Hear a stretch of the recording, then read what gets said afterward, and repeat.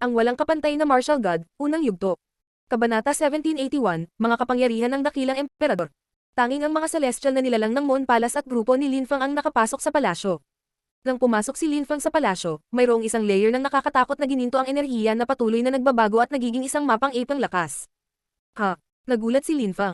Itinaas niya ang kanyang ulo at tiningnan ng mga gintong enerhiya na umaalon sa hangin. Ano ang nangyayari?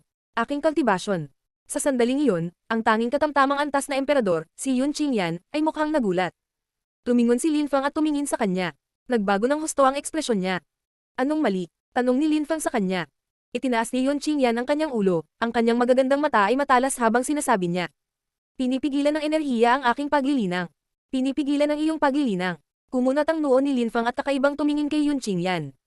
Naglabas si Yun Qingyan ng mga cosmic energies, mayroon na siyang lakas ng pinakamataas na mababang layer ng Huangqi. Ang kanyang cultivation level ay pinigilan. Talaga, ang aking cultivation level ay gilan. Ako ay isang mababang antas na emperador dito, hindi isang katamtamang antas na emperador. Protesta ni Yun Qingyan. Siya ay tumingin napaka-disorientated. Ang kanyang cosmic energies ay talagang pinigilan, ngunit hindi siya nakaramdam ng pang-api. Maaaring pigilan ng sinaunang palasyong iyon ang paglilinang ng mga tao. Ang mga mata ni Linfang ay kumikinang. Sa sandaling iyon, bukod sa suppressive deployment spell, mayroong isang gintong landas. Kamukha ito ng nasa labas ng mundo ngunit mas estranghero. Napakalaki at imposibleng makita kung saan ito patungo. May mga tao sa harap natin. Bulong ni Hao Qinglin. Sa palasyo, sa di kalayuan, may tulay na may mga tao. Tara na at tingnan natin. Sabi ni Linfang habang binibilisan. Makalipas ang maikling panahon, nakarating na siya sa harap ng tulay, binibilang ang 18 tao dito. Kakaiba ang itsura nila, tulad ng mga sinaunang emperador, lahat sila ay hindi gumagalaw. Sa bawat gilid ng tulay, mayroong isang gintong ilog na may mga gintong enerhiya na umuusbong mula dito. Tila ang tubig na iyon ay maaaring magpalamig sa mga tao. Patay ba sila o buhay? Bulong ni Tantay. Ang 18 tao na iyon ay hindi kumikibo na parang mga patay. Titingnan ko, sabi ni Linfang, pinag-aaralan ng 18 tao habang naglalakad siya papunta sa tulay. Nang siya ay tumuntong sa tulay, isang tunay na ilaw ang gumalaw patungo sa kanya. Tumalon pabalik si Linfang, at naging normal muli ang tulay. Anong nangyayari? Wala naman. Nang bumalik si Linfang sa kinaroroonan niya, muling tumahimik ang kapaligiran. Linfang, ano ang nakita mo? Tanong ni Yun Qingyan. Pagtapak ko pa lang sa tulay, inatake na ako. Isang napakalaking kamay na mukhang totoo ang umatake sa akin, ngunit hindi ko ito makita ng malinaw. Paliwanag ni Linfang. Nagulat siya sa pagiging delikado ng lugar na iyon. Willpower attack. Hinuhusgahan ni Qingfang.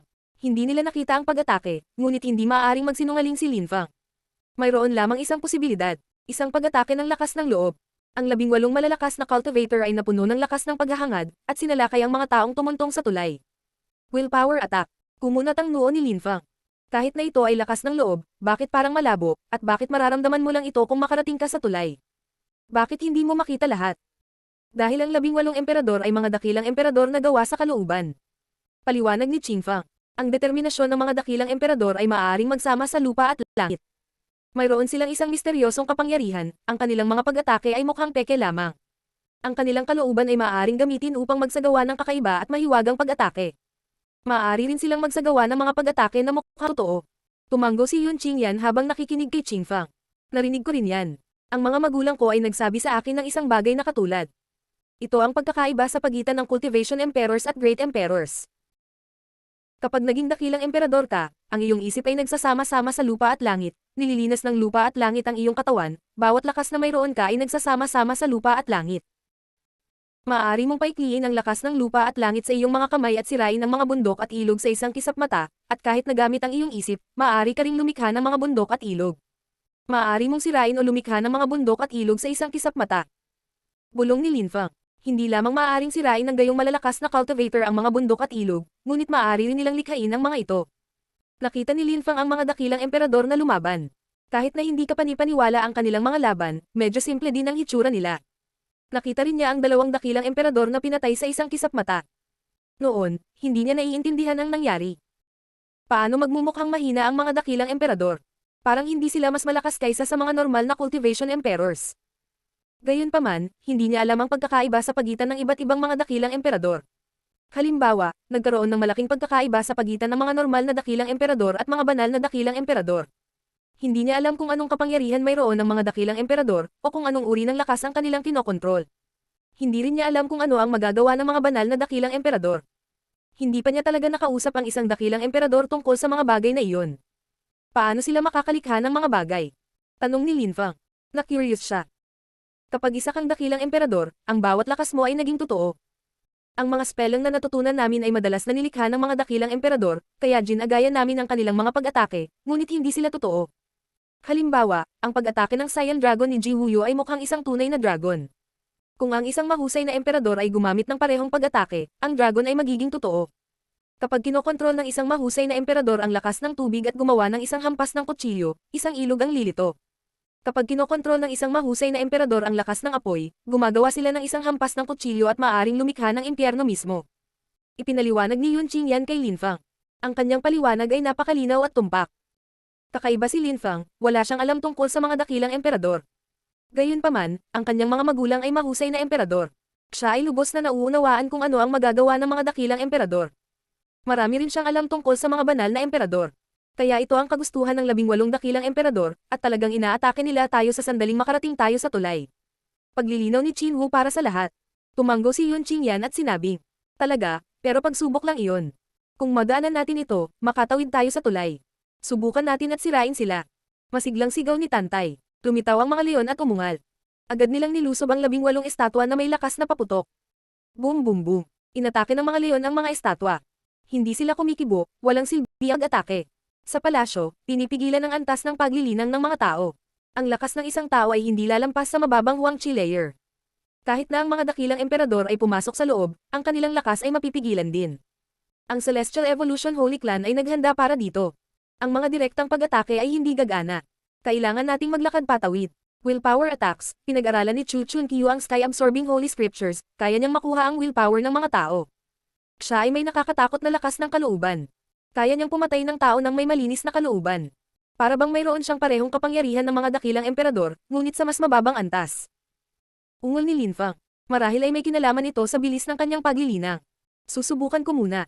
Kung pagsubok iyon, marahil ang siyam na landas ay humahantong sa iba't ibang lugar na may iba't ibang pagsubok. Maraming tao ang malamang na mamamatay sa mga pagsusulit na iyon.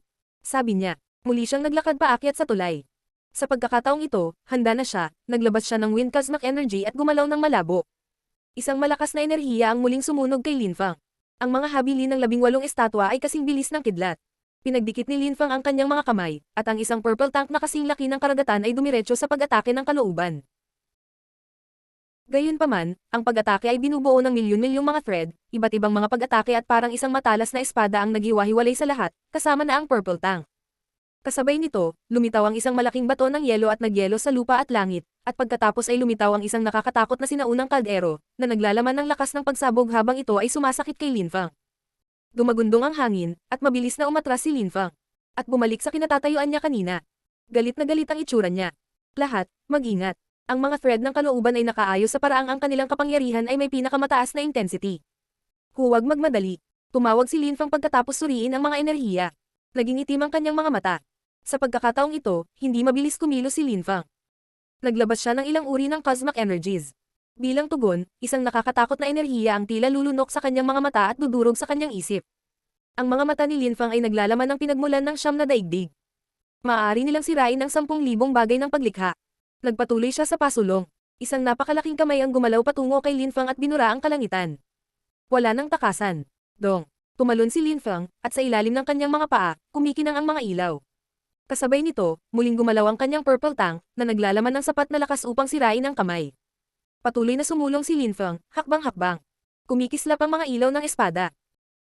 May mga enerhiya sa paligid ni Lin Fang, hindi siya makatakas.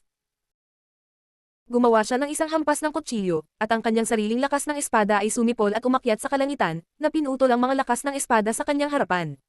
Ang mga ilaw sa ilalim ng kanyang mga paa ay patuloy na gumagalaw nang lumitaw ang isang nakakasilaw na deployment spell. Nakasimangot ang mga tao sa likod niya. Nakapagtataka, si Lin Fang ay nasa gitna ng pag-atake ng kalooban at hindi nagpatuloy sa paggalaw. Hindi nila malinaw na makita ang mga pag-atake ng determinasyon, nakita lang nila ang mga ito nang bumangga sa kanila ang mga pag-atake ni Lin Fang, ngunit alam nila na ang mga pag-atake ng mga dakilang emperador ay may lakas lamang ng mababang Huang Chi layer. Siyempre, unang tulay pa lang iyon. Iilan lang ang mabibigo dito. Sa sandaling iyon, kumikinang sa ilalim ng mga paa ni Lin Fang ang maliwanag na gininto ang ilaw, naging ilusyon ng kanyang silweta, at bigla siyang nawala. Agad siyang lumitaw sa kabilang bahagi ng tulay. Walang laman na space deployment spell. Si Qinwo ay namangha. Si Linfang ay maaaring mag-cast ng walang laman na space deployment spells at teleport. Ang mga pag-atake ng determinasyon na iyon ay hindi maaaring harangan ng mga walang laman na space deployment spells, ngunit maaari pa rin silang magkaroon ng epekto sa iyong mga paggalaw, gamitin ang iyong sariling mga kapangyarihan upang maglakad sa tulay. Kung hindi umubra, maglakad ka na lang sa gitna tapos akitin mo ang lakas ng mga marka ko at makatawid ka na. Tumawag si Linfang. Hindi siya nagpalabas ng deployment spell sa kabilang bahagi ng tulay, dahil ayaw niyang mag-aksaya ng anumang lakas, kahit na pinigilan ang lakas. Ang walang kapantay na martial god, unang yugto. Kabanata 1782, nakakabaliw na labanan. Pagkatapos ni Linfang, humakbang si Hao Qinglin at ang iba pa sa tulay. Ang ilang mga tao ay gumamit ng lakas, ang ilang mga tao ay nagtiis sa mga pag-atake ng mga dakilang emperador, ngunit lahat sila ay gumamit ng walang laman na space deployment spell ni Linfang. Linfang, kung wala ang iyong bakanteng space deployment spell, hindi ako makakatawid sa tulay. Inamin ni Qinwo, siya ay nahihiya. Nakakatakot ang 18 dakilang mga emperador na iyon.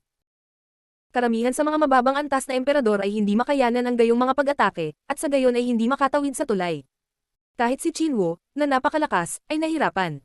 Ngunit salamat sa deployment spell ni Linfang, masusundan siya ni Qinwo, Huang Fulong, at ng iba pa. Hanggat kayanin niyong tumawid, iyon ang pangunahing bagay. Mahaharap tayo sa maraming panganib dito. Ito ay pareho para sa iba pang mga landas. Tsaka pumasok kami after the Monpal Aces Cultivators, yung iba pa naman mas huli pa sa amin. Huwag na tayong mag-aksaya ng oras, magpatuloy tayo at tingnan natin. Nagpatuloy ang mga miyembro ng Tiantay. Ang landas ay tila walang katapusan. Makalipas ang ilang oras, sa wakas ay nakarating na sila sa harap ng isang eskultura na humahadlang sa daan. Hinaranggan nito ang dulo ng silid na iyon. Ang sculpture ay naglalaman ng nakakatakot na wheel at inatake si Linfang pagkatapos lamang ng isang sulyap. Mukha itong demonyong hari, at ang mga enerhiya ay parang mga demonyong figure na umaatake sa kanya. Dong. Biglang tumalon si Linfang, ang kanyang purple tank ay gamulong sa hangin at bumangga sa mga pag-atake ng demonyo. Ang hangin ay nadudurog kahit na ang nakakatakot na wheel ay patuloy na umaatake kay Linfang at tumusok sa kanyang mga mata. Si Linfang ay nagsimulang makaramdam ng pagkahilo. Naaapektuhan ang kanyang paghahangad. Nagsimulang manginig ang isipan ni Linfang, sinubukan niyang gamitin ang kanyang makajos na kamalayan upang protektahan ang kanyang kamalayan. Ang demonyo ay patuloy na nagbobomba sa kanyang utak. Sa likod ni Linfang, ang source ng 9 Netherworlds ay lumitaw at damaloy sa buong utak niya. Ang demonyong kalooban ay umaatake sa kanyang lakas. Nakakatakot ang paghahangad na iyon. Mayroong dalawang uri, ang isa ay walang hugis at ang isa ay may hugis. Ang chi ni Linfang ay gamulong sa alon habang siya ay patuloy na naglalakad pasulong. Sinabi niya sa iba, "Mga kapatid, go, manguna tayo."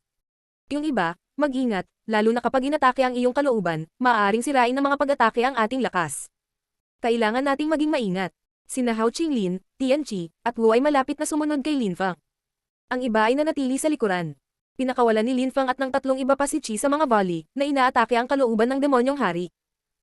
Anong makapangyarihang will? Apurahang naisip ng iba. Naglabas si Linfang ng nakakasilaw na sword energy at pinutol ang mga demonyong pag-atake sa kanyang harapan. Ginamit ni Hao Qinglin ang kanyang pag-atake sa Azure Reincarnation para atakehin ang kalooban, kasabay nito, pinuprotektahan ang kanyang sarili sa kanyang makajos na kamalayan. Nakakatakot ang will, ang iba ay nanatili sa likuran. Kailangan nilang manatiling mapagmatsyag, naramdaman nilang inaapi sila. Hindi na nila kailangang harapin ng diretso ang malademonyong si Will dahil pinagtataguan sila, ngunit nakaramdam pa rin sila ng matinding kaba. Ang mga pag-atake ay nakakatakot at walang tigil. Malakas talaga ang demonyong haring iyon. Cut. Galit na sigaw ni Linfang. Ang mga ilaw ng espada ay nagpapaliwanag sa kapaligiran at binomba ang katawan ng demonyong hari, lumitaw ang mga sugat. Sabay-sabay na binitawan ni Tian Qi ang nakakatakot na ginawang kamay. Dumagundong ang hangin, at tuluyang sumabog ang estatwa ng demonyong hari. Isang pinto ang lumitaw sa kabila nito. Terena, sigaw ni Linfang, tumatakbo pasulong, at sumunod ang iba. Sa harap nila, ibang landas ang lumitaw. Isa itong malawak na kalsada, daan-daang metro ang lapad. Gayunpaman, ang landas ay nakaharang, mayroong walang katapusang bilang ng mga estatwa na humahadlang sa daan. Ito ay magiging matigas, naisip ni Linfang, nanginginig sa nakita. Ilang emperador ang mayroon ng Celestial Evolution Holy Clan noon. At gaano karaming mga dakilang emperador. Upang maiwan ang isang nakakatakot na will, kailangan nilang maging napakalakas. Kung nag-iisa lang si Linfang, hindi siya mag-aalala.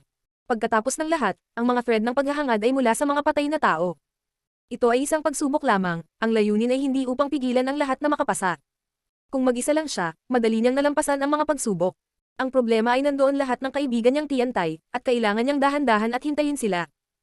Wo, ikaw at ako, manatili tayo sa unahan, kayong dalawa, Dumpense sa kaliwa, si Suan at Tantay ay nagpoprotekta sa kanan, sina Qingfeng at Qingyan, manatili sa likod, at ang iba, manatili sa. Kami na ang bahala sa mga habilin ng mga dakilang emperador na iyon. Sabi ni Linfang. Tumanggo ang lahat bilang pagsang-ayon, magandang porma sayon iyon para gamitin. Ang malakas na enerhiya ay lumipat patungo kay Linfang. Ang nakasisilaw na mga ilaw ng espada ay sumalakay sa kapaligiran, siyam na bituin ang lumitaw at inatake siya. Naglabas si Linfang ng isang makapangyarihang espada na ibig sabihin, ito ay parang isang matayog na bundok. Si Linfang ay napapaligiran ng mga sword lights na pumutok sa kalangitan, at nakipagsagupaan laban sa umaataking sword lights. Ang mga pag-atake ay walang tigil at napakalaki. Isang sun sword ang lumitaw. Gumamit si Linfang ng wind attack na naglalaman ng dalawang uri ng kahulugan ng determinasyon. Ang araw at ang mga lakas ng hangin, na pinagsamang paputok, ay yumanig sa hangin habang ang isang rebulto ay sumabog. Kasabay nito, dalawang hakbang pasulong si Linfang habang nakipaglaban si Wu sa isang anino. Ang kanyang pisikal na katawan ay hindi kapanipaniwala, ang nakakabulag na mga ilaw ng araw ay lumitaw, at ang kanyang mga kuko ay halos hindi masisira. Sumulong sina Linfang at Wu ng may matibay na kalooban. Nagpatuloy ang banda sa paglalakad. Ang mga pag-atake ng kalooban ay pinilipat ang hangin. Ang eksena ay mukhang isang mahusay na digmaan. Lumikha si Linfang ng ilang armor at naglabas ng lakas ng willpower kalpa, pati na rin ang iba pang mga diskarte, na walang katapusang pag-atake sa mga kalooban ng malalakas na cultivator. Ito ay isang mahirap na pagsubok. Nakasisilaw na mga ilaw ng espada, mga enerhiya ng araw, mga ulap, tubig, ang mga pag-atake ay nagmumula sa lahat ng panig ng walang katapusang. Ito ay isang malaking putok ng cosmic energies.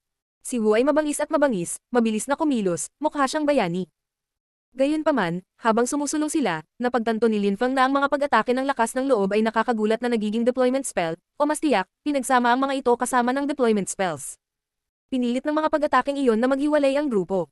Pagkaraan ng maikling panahon, nahiwalay sila sa isa't isa at kinailangan nilang lumaban ng mag-isa. May umuungol sa sakit. Laming-galinga si Linfang sa paligid. Si Qin Wu ay tinamaan ng isang pag-atake at itinulak pa atras at duguan. Isang kaldero ang nabasag sa kanya at ngayon ay isang silweta ang gumagalaw patungo sa kanya ng buong bilis. Gumalaw si Linfang na parang hangin at lumapag sa harap ni Qin Wu. Naglabas siya ng lakas ng Deva Marakalpa, na tila isang hayop habang ang pag-atake ay umaakay patungo sa kanya. Mamatay. Tumalon si Linfang pasulong, sumipol ang nakakatakot na sword energies at winasak ang pag-atake. Ayos ka lang, tanong ni Linfang kay Qin Wu. Ayos lang ako. Sa mapahamak na lugar na ito, kahit na ang lakas ng mahalagang kayamanan ay pinigilan. Mas mabuting gumamit ka ng sarili mong lakas. Sabi ni Qin Wu, huminga ng malalim sa inis. Kalokohan lugar, iniisip ko kung kailan tayo makakarating sa dulo. Sabi ni Huang Fulong. Galit na galit siya. Gumalaw si Linfang na parang hangin at sinuntok ang isang anino na umaatake kay Huang Fulong. Sinabi ni Linfang, I enjoy ang mga laban. Wala kang pagkakataong makipaglaban ng ganito araw-araw. I enjoy natin ito. Marami tayong matututunan dito. Tama si Linfang. Ito ay isang bihirang pagkakataon na mayroon tayo dito. Sabi ni Hao Qinglin. Ang mga pag-atake ng lakas ng loob ay may lakas ng mga mababang antas na emperador. Isa itong malaking hamon para sa kanila. Hehe. Tumisi si Tantay. Galit na galit siyang sumigaw at lumitaw ang Infinity of Lion, bumangon si Bestial Chi. Ang mga pag-atake ni Tantay ay pasabog. Iba si Tantay sa ibang tao, mabilis siyang lumakas. At kaya nagpatuloy sila. Bukod kay Linfang at ilang iba pa, ang iba ay nahihirapan at hindi masaya. Ngunit tinutulungan sila ni Linfang at pinoprotektahan sila, na nagpadali ng mga bagay para sa kanila. Sa pinakamasamang kaso, mayroon silang ilang mga sugat. Sila ay labis na motibasyon, gayunpaman. 9 Cauldron Celestial Attack, mamatay. Galit na sigaw ni Linfang sa sandaling iyon. Sa isang iglap, isang nakakatakot na kaldero ang lumitaw, bukod sa mabigat na lupa at lakas ng hangin ng mga marka ng kaldero ay naglalaman din ng lakas ng Deva Marakalpa. Yumanig ang kulog sa hangin, at isang rebulto ang agad na sumabog. Higit pang lakas ng Deva Marakalpa ang bumaba mula sa langit. Sumimangot ang mga tao at tumingin kay Linfang. Kalpa. Ang iba ay nakatitig kay Linfang. Nag-aaway ang lalaking iyon, bakit nagkaroon ng lakas ng kalpa? Ang kanyang mga kasanayan ay nagpapabuti. Alam ni Qingfang na ang kakayahan ni Linfang ay nangangailangan ng lakas ng Deva Marakalpa. Ang taong ito ay mabilis na umunlad. Gayunpaman, ang lakas ng kalpa ay hindi hamina. Pinigilan ng mga gintong marka ang lahat doon. Ang mga mata ni Linfang ay kumikinang. Kung gusto niya talagang umasenso, kailangan niyang umalis sa lugar na ito. Sa wakas, dumating si Linfang at ang iba pa sa kabilang panig. Wala ng mga estatwa. Art. Galit na sumigaw si Huang Fulong, kumalat ang mga chants ng dragon sa hangin, mukhang gusto pa niyang makipaglaban, nag-e-enjoy siya sa laban, ngunit nawala na ang kanyang mga kaaway.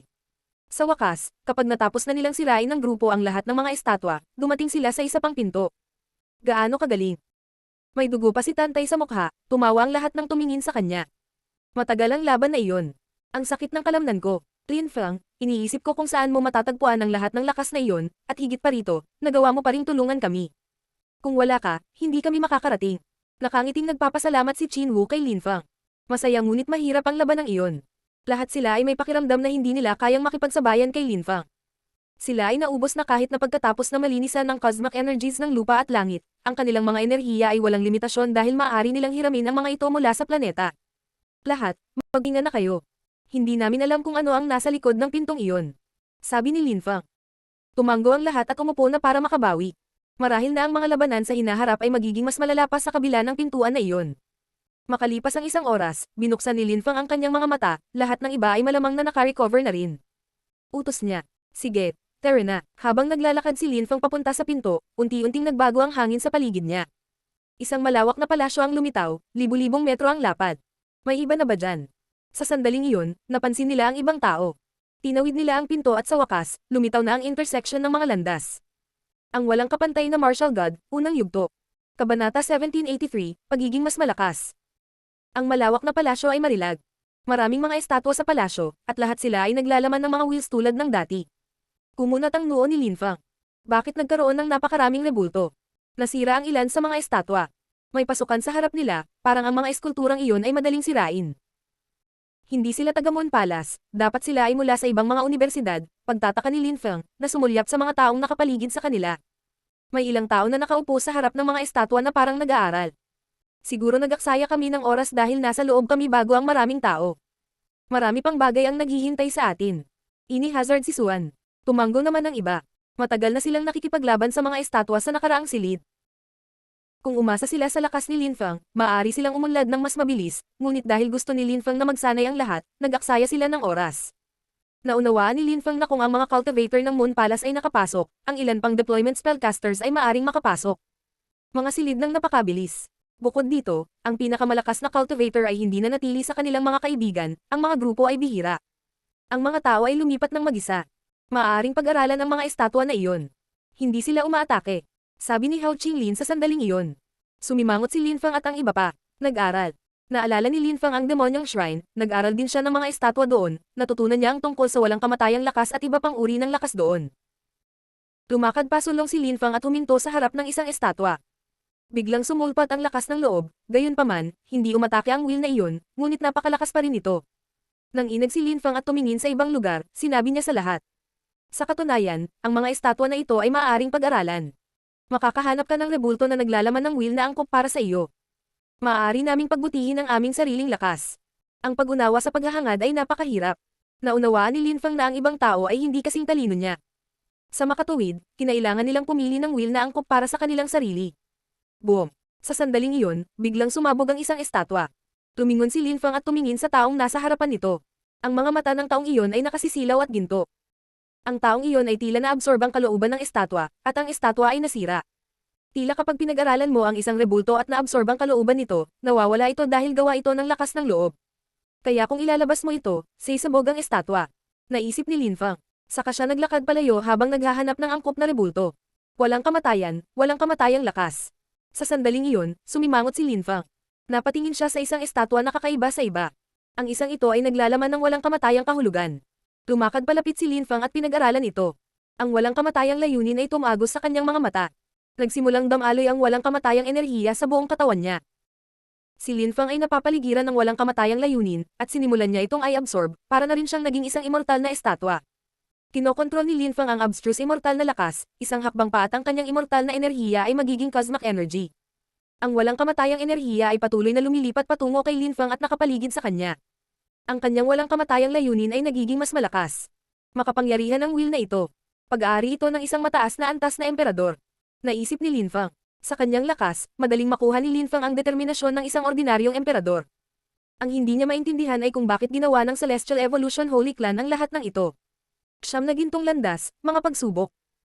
Bukod sa pag-aalis ng mga ordinaryong cultivator o pagpapalakas ng mga tao, ano ang punto? At saka, bakit pinigilan ang paglilinang ng mga tao dito? Ano ang hahanapin nila sa huli? At nasaan ang Moon Palace cultivators? Boom! Isang makapangyarihang walang kamatayang kahulugan ang tumaas sa kalangitan. Naramdaman ni Linfang na ang kanyang katawan ay napapalibutan ng walang kamatayang enerhiya. Mas naunawaan niya ang walang kamatayang enerhiya. Ang walang kamatayang enerhiya ay namumuo sa kanyang katawan. Gotcha. Ang estatwa sa harap ni Linfang ay nasira, ang walang kamatayang kahulugan ay pagmamayari na ngayon ni Linfang. Ang kanyang enerhiya ay naging cosmic energy. Maraming tao ang tumingin kay Linfang. Isang hindi kapani-paniwalang lalaki. Ang isa sa kanyang mga energies ay naging cosmic energy ng napakabilis. Napakatalino niya. Ang pagpapabuti ng isang uri ng enerhiya ay hindi madali. Sa totoo lang, ang walang kamatayang abstruse na enerhiya ni Linfang ay umabot na sa tuktok, at naiintindihan na niya ang ilang uri ng cosmic energies, kaya hindi na mahirap para sa kanya ang paggawa ng abstruse energies sa cosmic energies, bahagi ito ng kanyang mga talento. Sa makatuwid, mabilis na naunawaan ni Linfang ang immortal na cosmic energy. Pagkatapos noon, mabilis na naghanap si Linfang ng isa pang rebulto.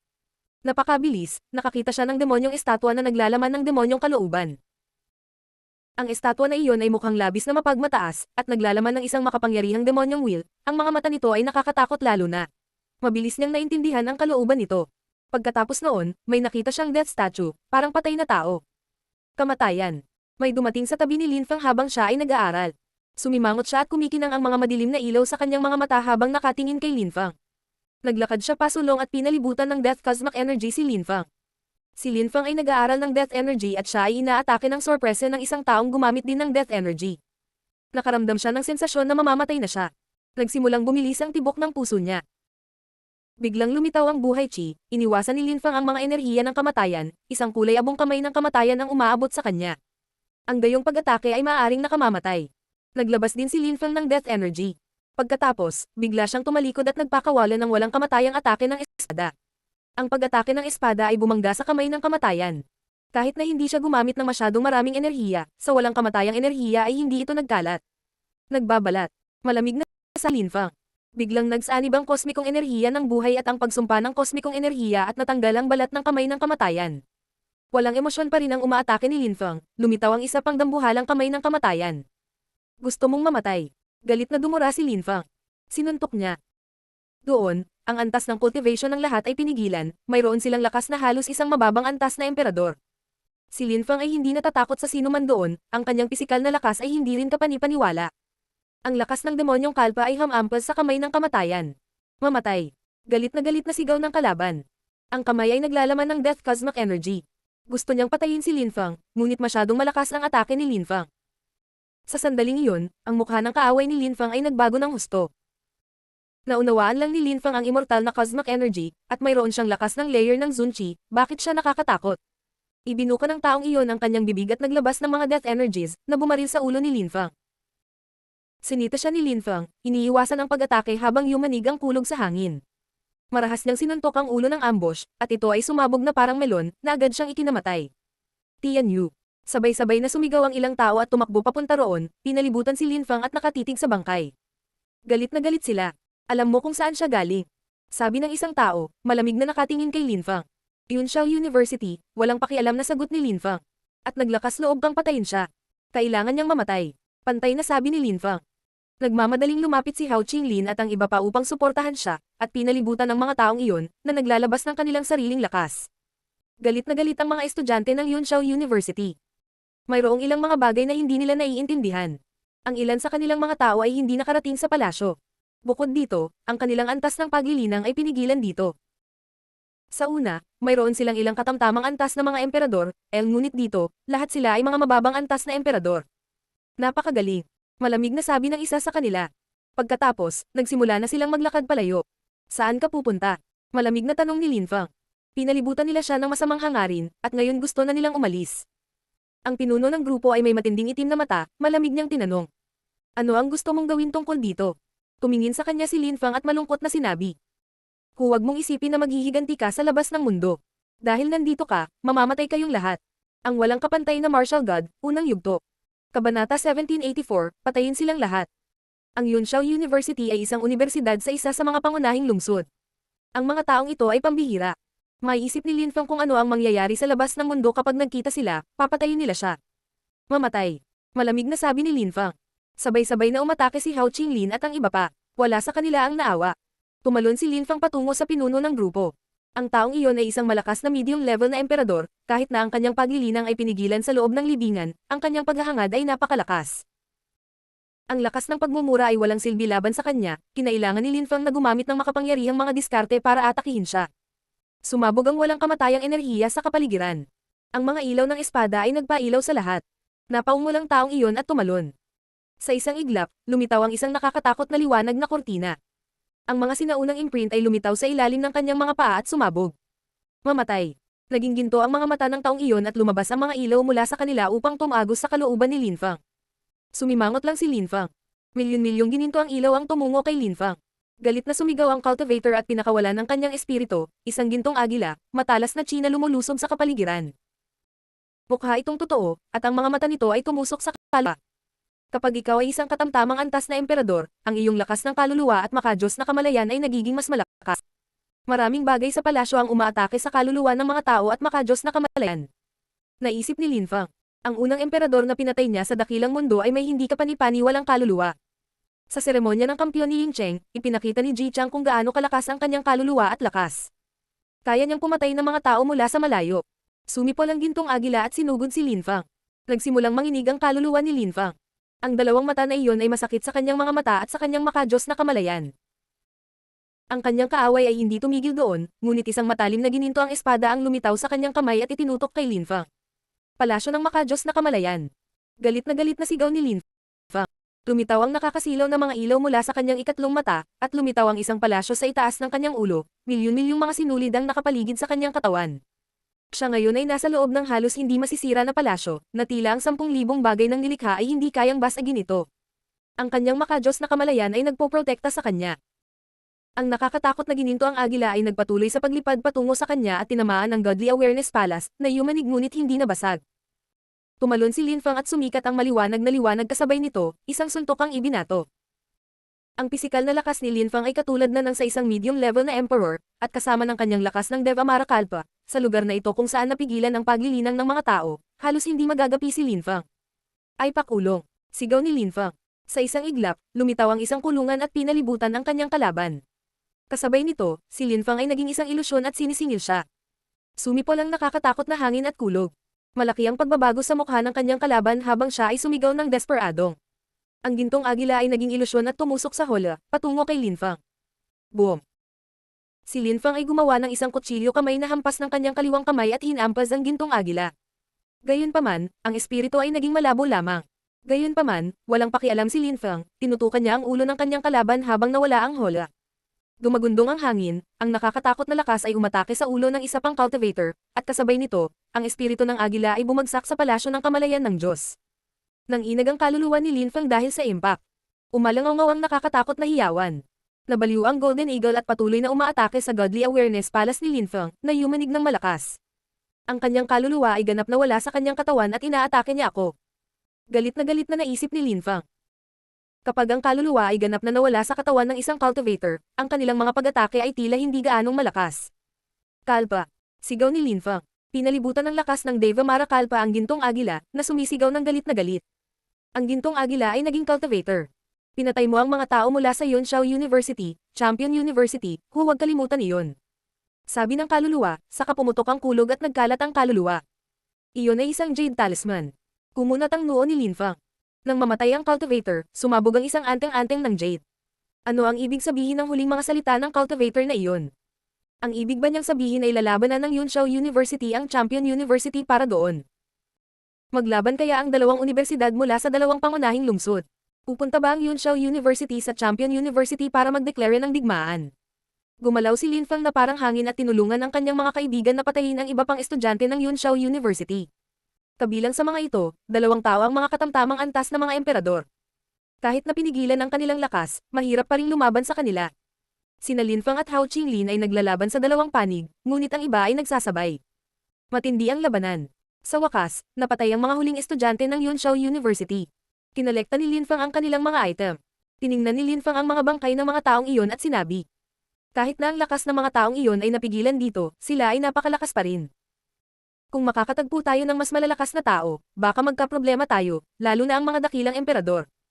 Kahit na mayroon lang silang lakas na mababang antas na emperador, mas marami silang alam na magagamit nila laban sa atin.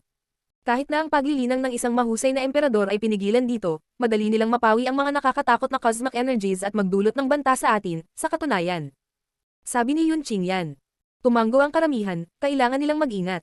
Pagkatapos ng lahat, malamang na may mga dakilang emperador doon. Maraming tao ang mukhang natakot nang makita ang mga estudyanteng ito ng Champion University. Pinatay nila ang mga estudyante ng Yunshao University pagkatapos ng lahat. Marami pa namang statues na pwede nating pag-aralan. Huwag nating palampasin ang pagkakataong iyon. Ang aming mga antas ng paglilinang ay mababa, ang mga bagay na iyon ay mabuti para sa amin. Sinabi sa kanila ni Linfang na sumulyap sa mga buo na estatwa. Tumiti si Tantay at tumanggo. Sa katunayan, habang lumalakas ang mga tao, nagiging mas malakas din ang kanilang cosmic energies, at gayon din ang kanilang willpower. At saka, ang mga estatwa na iyon ay walang halaga para sa mga dakilang emperador, ngunit kami ay naiiba, kami ay mahina. Ang mga rebeltong iyon ay mahalagang kayamanan para sa atin. Napansin nila na ang ilang mga tao ay hindi pinansin ang mga estatwa at nagpatuloy sa paglalakad sa pangunahing landas. Malamang na malakas ang mga taong iyon, walang halaga sa kanila ang mga rebeltong iyon. Ngunit iba si Linfang at ang iba pa. Mababa ang kanilang cultivation level, hindi nila mapalampas ang ganoong pagkakataon. Ang paggugol ng ilang oras doon ay tiyak na sulit. Habang iniisip nila iyon, naghiwa-hiwalay ang grupo at mabilis na naghanap ng mga estatwa na angkop para sa kanila. Dumating ang ilang taong pumasok sa palasyo pagkatapos nilang mapansin na may mga taong nag-aaral ng mga rebulto. Gayunpaman, wala na masyadong mga estatwa, kaya maraming tao ang nagpasya na magpatuloy din. Dumating ang club ni Ji Chang at si Yu Wenjing. Ang grupo ng mga tao mula sa Ji Chang's club sa una ay malaki, ngunit sa sandaling iyon, hindi na ito ganoon kalaki, 6 na tao na lang ang natitira. Yu Wenjing, Yu Wenhao, Ji Wuyo, at 3 medium-level na emperor. Sila na, si Yu Wenjing ay malamig na tumingin kay Linfang at sa iba pa. Iniwan sila ng mga bastos na iyon sa labas at nag-iisang pumasok sa palasyo. Ang mga taga-club ng Ji Chang ay nakarating lamang sa mahabang panahon pagkatapos nila. Nakakagulat, nandito pa rin sila. Malamig na sabi Wuyo. Linfang, Hao Qinglin, Tian Qi, Yun Qingyan, Guo at marami pang ibang taga-Tiantay, nandoon silang lahat, walang nawawala, hindi katulad ng grupo mula sa Ji Chang's club, marami silang nawalan dahil nagmamadali silang sumabay. Ngayon, 6 na lang sila. Patayin sila. Sabi ni Ji Wuyo, inilabas ang kanyang lakas. Malamang may paraan siya para patayin sila. Huwag magmadali. Sabi ni Yu Wenhao na umiling. Papatayin natin sila maya-maya. Hindi madaling makapasok sa palasyo ng Celestial Evolution Holy Clan. Magpatuloy tayo at tingnan natin kung ano ang nahanap natin. Sa mga mata ni Yu Wenhao, naroon si Linfang at marami pang ibang tao. Sila ay 6 lamang, at sa palasyo, lahat ay may lakas lamang ng mga mababang antas na emperador. Kumbinsido siyang kaya nilang sugpuin ang iba, ngunit ayaw niyang sumugal. Kung mas marami silang natalo laban sa koponan ni Tiantay, nasa panganib sila. Ang pagtataya ng kanilang buhay para patayin si Linfang at ang iba pa ay hindi katumbas ng halaga. Talaga, kami na ang bahala sa kanila paglabas namin. Sabi ng isa pang estudyante. Naalala ni Ji Wuyo ang kanyang chi at nagpatuloy sa paglalakad. Nang makita ni Linfang si Ji Wuyo at ang iba pa, naglabas siya ng isang thread ng makajos na kamalayan upang protektahan ang kanyang sarili, dahil siya ay inatake ng sorpresa kanina. Nang makita niyang umalis ang mga ito, mukhang gamaan ang loob niya na nagpatuloy sa pag-aaral sa rebulto.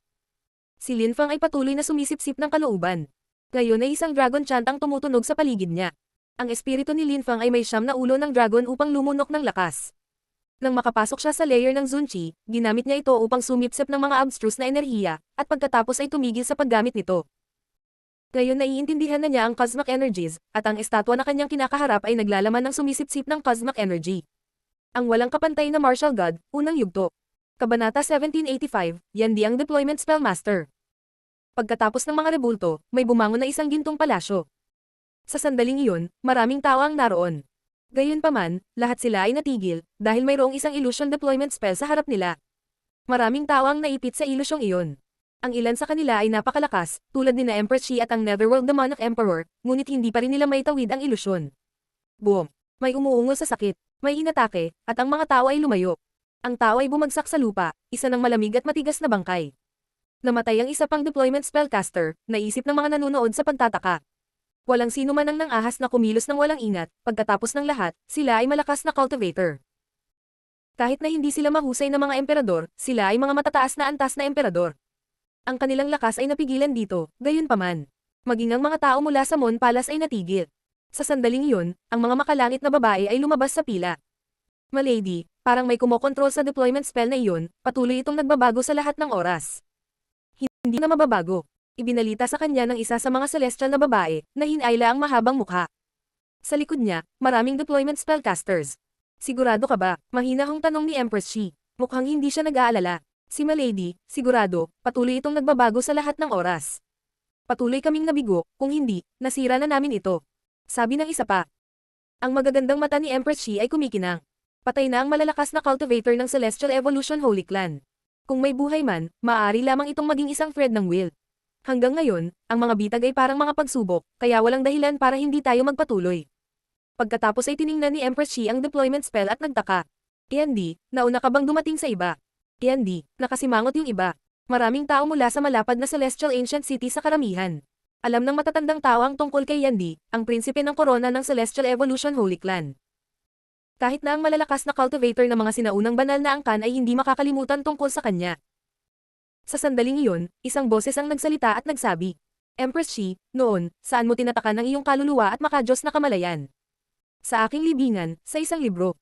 Mahinahong sagot ni Empress Shi. Sumimangot ang karamihan. Tao ang deployment spell na iyon. Isang boses ang nanggaling doon at pinagtatawanan si Empress Shi. Ang 3 buhay na kasulatan ay nasira. Dapat pinag-isipan ko, tinatakan mo ang iyong makadiyos na kamalayan at kaluluwa sa isang libro. Hindi ka namatay para sa paglilinang. Mayroon kang 2 layunin.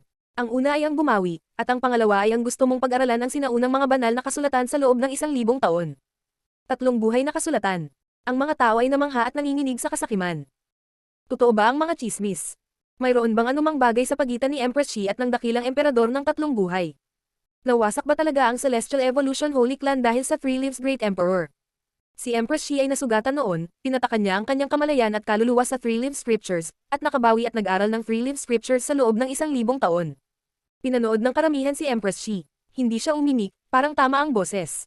Katahimikan, at pagkatapos, ang sinaunang palasyo ng Celestial Evolution Holy Clan ay nilikha ng mga ninuno. Sa katunayan, may mga pagsubok dito. Ang dahilan ay upang makahanap ng isang henyo, ipadala ang mga lihim ng Celestial Evolution Holy Clan sa kanila, at payagan ang Celestial Evolution Holy Clan na muling mabuhay.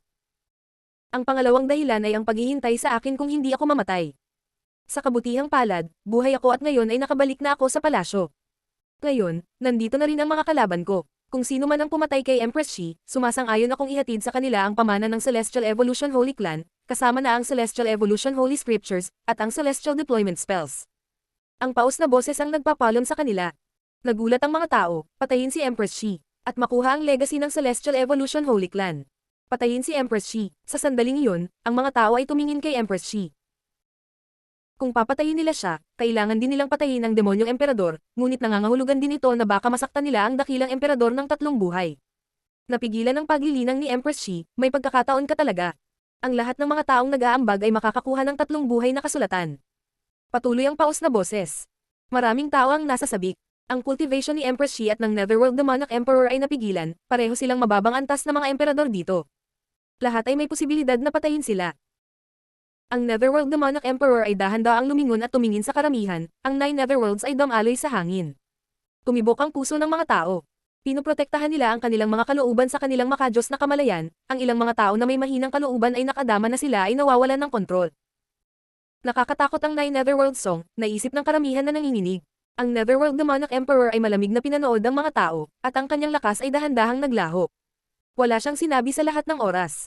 Ang demonic song ng Netherworld Demonic Emperor ay umabot na sa sukdulan ng pagiging perpekto. Ang kanyang paglilinang ay hindi kapani-paniwala. Sa isang kisap mata, maaari niyang kantahin ang kanyang awit at masira ang kalooban ng isang tao. Kahit nasugpuin ang kanyang cultivation, sa kanyang 9 Netherworlds Demonic Song, makokontrol niya ang maraming tao. Naisip ng karamihan. Lalo silang nag-alinlangan, hindi alam ang gagawin. Walang nang ahas na salakayin si Empress Shi. Kahit napatayin talaga siya, alam nilang mamamatay ang mga unang umatake sa kanya. Sa makatuwid, walang sino man ang nang-ahas na gumawa ng unang hakbang. Mas pinili nilang maghintay ng ibang tao na magsimula. Sa sandaling iyon, parami ang dumating, kabilang si Lin Feng at ang iba pa. Hindi nila alam kung ano ang nangyayari, gayunpaman. Nagpalingga-lingga lang sila sa gintong silid at nanatiling tahimik. Mukhang hindi ka maglalakas loob na patayin si Empress Shi. Udyok ng boses. Kumunat ang noo ni Lin Feng. Nakilala niya ang boses na iyon, pamilyar sa kanya. Yandy, hindi niya binago ang kanyang boses, naisip ni Lin Feng. Nasa palasyo na ang lalaking iyon. Dahil wala kang lakas ng loob na patayin siya, bibigyan kita ng pagkakataon. Sa 10 tao, kung ang isa sa inyo ay pumatay ng 9 na iba pa, hahayaan ko silang pumasok sa deployment spell at ipapadala ko sa kanila ang legacy ng Celestial Evolution Holy Clan, at hahayaan silang tumulong sa Celestial Evolution Holy Clan. Mabuhay ka. Malamig na sabi ng namamaos na boses. Ang mga tao ay natulala, isang tao.